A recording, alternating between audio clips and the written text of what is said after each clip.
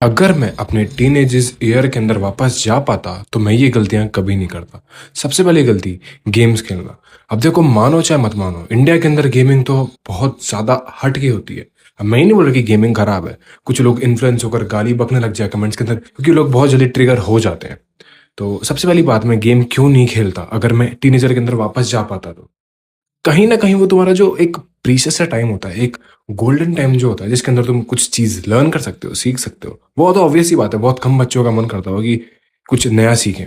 But कहीं ना कहीं मैं उसको एक स्पोर्ट की जगह डाल देता। वो जो गेमिंग मैं कर रहा था उस टाइम के अंदर, मैं उसको नहीं करता और उसकी जगह स्पोर्ट्स करता, उसे रिप्लेस कर देता।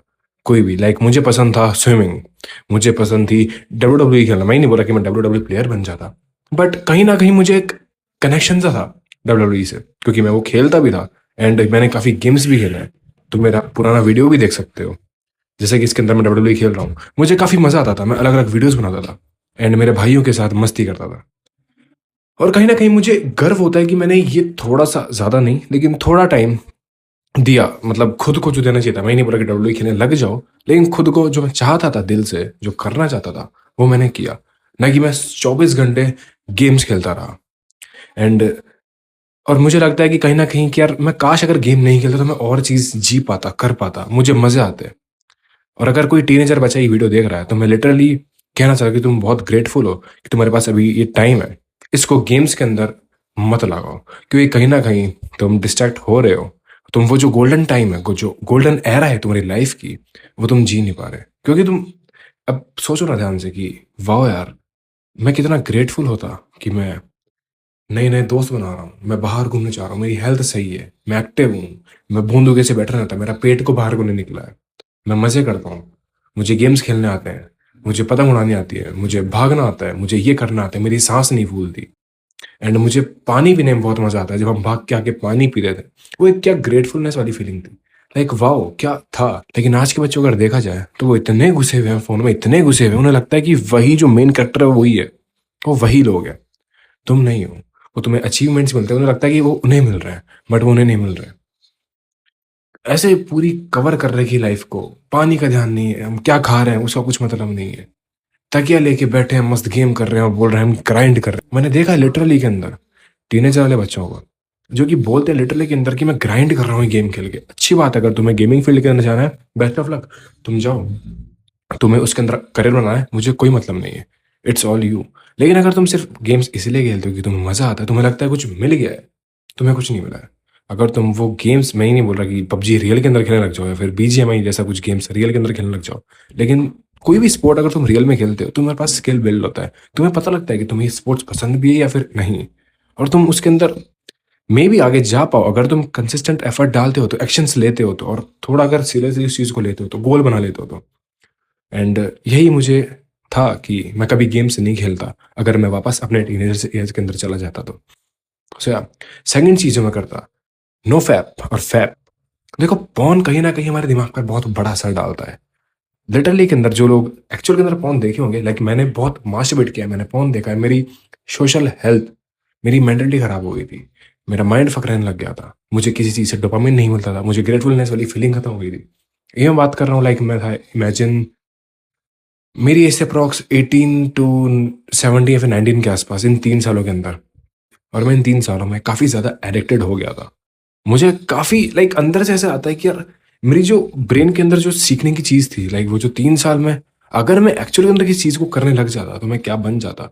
मेरे पास कितनी सारी चीजें होती, मुझे रिग्रेट रहेगा, हाँ मुझे बाद में, पता नहीं, लेकिन रिसर्च करने के बाद पता लगा कि तुम्हारा ब्रेन इतनी बुरी तरह फक होता है, इतनी बुरी तरह फक होता है कि तुम कोई भी चीज करने के लायक नहीं रह जाते हो, तुम्हें मजा ही नहीं आता। वो जो फीलिंग होती है, मुझे इस काम को करना है, मुझे इसे क्रैक करना है, मुझे ये जो फोन के अंदर ये जो कीड़ा होता है ये किस तरह वर्क करता है, मुझे ये जानना है। लाइक कुछ भी, मुझे जानना है कि ये हम किस तरह इतना वर्क पुट ऑन कर सकते हैं जितना कि 90% लोग नहीं कर पाते। मुझे इस, ये जो पुशअप्स मैं कर रहा हूँ, मुझे इसके अंदर और मैक्स टू मैक्स जाना है, मुझे 500 से ऊपर पुशअप्स करने हैं। अगर मैं तब से करने लग जाता तो लाइक मैं कहाँ ही होता। लाइक तुमने मेरी अगर रिसेंट वाली वीडियोस देखी होगी तो तुम देख सकते हो उसके अंदर कि मैं अब वो चीजें ट्राई कर रहा हूँ। अगर मैं तब करता तो मे बी आज मैं कैलिस्थेनिक एथलीट होता, बट फिर भी मैं ट्राई कर रहा हूँ।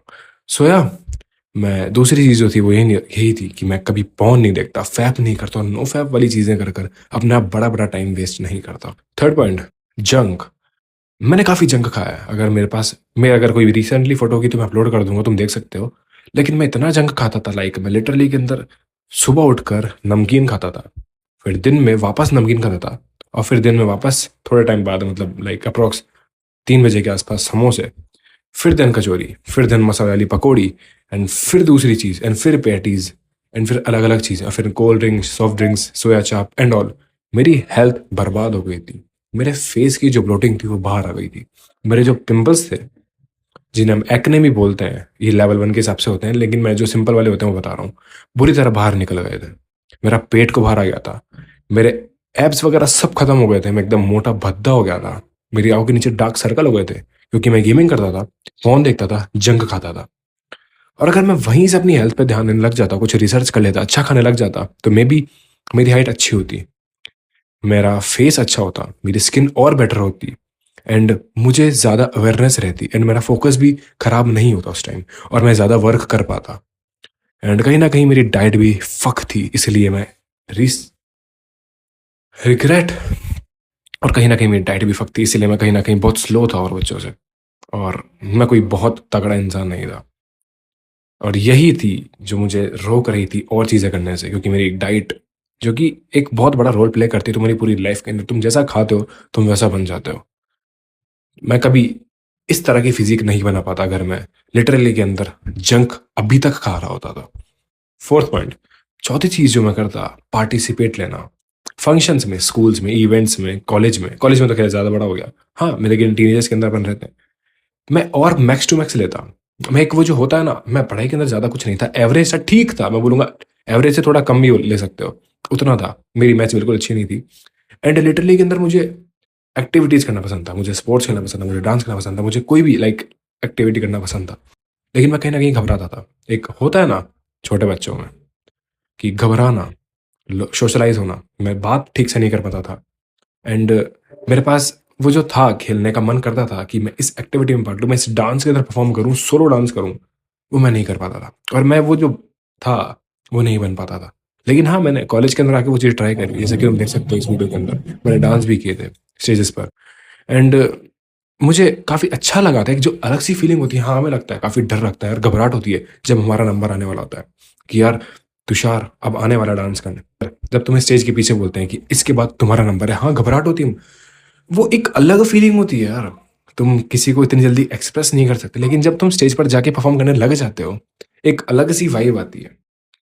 हाँ, हमें टेंशन रहती है, घबराहट रहती है, बहुत मजा भी आता है उसमें, और जब तुम परफॉर्म कर देते हो, लाइक वाओ, लिटरली मैंने एक ग्रेटफुलनेस वाली फीलिंग आती है एंड तुम उसको तभी फील कर पाओगे जब तुम कभी ऐसी चीज करोगे, तुम कभी स्टेज पर परफॉर्म करोगे या फिर कोई भी इवेंट के अंदर परफॉर्म करोगे या फिर एक किसी भी चीज के अंदर परफॉर्म करोगे, तब तुम एक अलग ही फीलिंग आएगी। अब तुम सिंगिंग से करो, डांसिंग से करो या फिर कुछ भी, एक कोरियोग्राफी करो या फिर कुछ भी करो, लेकिन जो फीलिंग आती है वो तुम्हें तभी पता लगेगी जब तुम एक्चुअल के अंदर वो काम करोगे। और अगर मैं बचपन के अंदर जा पाऊँ तो मैं वो सारी एक्टिविटीज़ करना चाहूँगा जो कि मैंने मिस कर दी थी। तो तुम्हें एक्चुअल के अंदर, इवेंट्स के अंदर, जो एनुअल फंक्शंस होते हैं स्कूल में, कॉलेजेस के अंदर, तुम्हें इनमें पार्ट लेने चाहिए, क्योंकि ये तुम्हें कहीं ना कहीं ग्रो कराने में बहुत ज़्यादा हेल्प करते हैं एंड ये तुम्हारी लाइफ के अंदर एक्चुअल के अंदर वैल्यू एड होती है। तुम्हारे पास एक्सपीरियंस आता है कि कहाँ हमें किस तरह रहना है, किस तरह इस चीज़ को हैंडल करना है, अगर तुम ये चीज़ के अंदर पार्टिसिपेट करते हो तो। और फिफ्थ पॉइंट जो मैं कहूँगा वो है कमरे में कैद रहना। मेरी हालत ऐसी हो गई थी, मैं कमरे में ही रहता था, एक लोनलीनेस वाला बच्चा जो कि बस बैठा रहता है, टीवी देखता है। गेम्स मैं खेल तब नहीं सकता था क्योंकि सिर्फ टीवी में जब गेम चलते थे रिमोट वाले एंड मेरे पास फ़ोन तब था नहीं, तो पॉन भी इतना नहीं देखता था और मैं कहीं ना कहीं बस कैद रहा था। और यही एक जो लूप है, यही मुझे कहीं ना कहीं एक बड़ी तरह से रोका है, क्योंकि मुझे जंक खाने का शौक वहां से लगा, जब फोन आया तो गेम्स खेलने का शौक वहां से लगा, और जब गेम्स खेलकर उतना डोपामिन नहीं मिला तो मैंने पॉर्न देखना स्टार्ट किया और यही कहीं ना कहीं मुझे हिला दिया। ये तो मेरे 3-4 साल थे कि मुझे बुरी तरह वेस्ट तो हुए, लेकिन एक एक्सपीरियंस भी मिला। अब मैं इसके लिए ग्रेटफुल फील करूं या फिर रिग्रेट करूं, नो मैटर वॉट, लेकिन मेरे पास एक्सपीरियंस भी है और मेरे पास रिग्रेट था मे बी। अब रिग्रेट लेकर हम बैठ कर रो तो सकते हैं नहीं, तो we need to move on और हमें आगे बढ़ना होगा। तो यार मैं यही करता अगर मेरी लाइफ में वापस टीनेज ईयर्स ऐड हो जाए तो, एंड ये गलतियां वापस रिपीट नहीं करता जो मैं एडवांटेज थे मेरे पास पार्टिसिपेट करना, अपनी डाइट का ध्यान रखना, कुछ स्किल लर्न करना, वो चीज़ें करता, और मेरी लाइफ कुछ हद तक, ज़्यादा हद तक अलग होती। तो यार तुम ये गलतियां मत करना अगर तुम टीनेज ईयर्स में हो तो, क्योंकि तुम्हारे पास एक अलग गोल्डन सा अलग सा टाइम है जिसके अंदर तुम बिल्ड कर सकते हो, क्रिएट कर सकते हो, एंड मे बाद में जाकर बहुत बड़े कुछ भी बन सकते हो, नो वन नोज। लेकिन तुम्हें कंसिस्टेंट रहना होगा, एफर्ट डालने होंगे, एक्शन लेना होगा, ना कि लोगों की बुराइयां जल्दी से अडेप्ट कर लेना, क्योंकि वो तुम्हें वीक बनाएगी। क्योंकि सही में तुम खुद के ऊपर डिपेंड नहीं कर रहे हो, क्योंकि तुम दूसरों पर डिपेंड कर रहे हो। तुम्हें अपने आप के ऊपर कॉन्फिडेंस नहीं है, तुम्हें दूसरों की बात पर ज्यादा लगता है कि हाँ ये सही बोल रहा है। सो फक ऑफ देम, छोड़ उन सबको। एंड तुम्हें जो करना है, मे भी खराब, मैं ये नहीं बोला कि परफेक्ट से परफॉर्मेंस दो, बहुत भयंकर बॉडी बनाओ। तुम्हें बस स्टार्ट करना है। यही जो तुम्हारे टीनेज ईयर्स है, इन्हें तुम्हें अलग, जो एक्चुअल के अंदर नॉर्मल इंसान जी पाए वैसे जीना है, ना कि एक कमरे के अंदर कैद रहना, फोन देखना, जंक खाना, गेम्स खेलना, और अपनी डाइट को खराब करना, अपनी हेल्थ को खराब करना। सो यार आज के लिए इतना ही। उम्मीद करता हूँ इस वीडियो से तुमको कुछ ज़्यादा सीखने को मिला होगा। जो गलतियां मैंने करी तुम वो गलतियां नहीं करोगे, कुछ इंप्लीमेंट कर पाओगे अपनी लाइफ के अंदर। जो गलतियां मैंने करी उनसे सीख कर। सो या, स्टे हार्ड एंड पीस।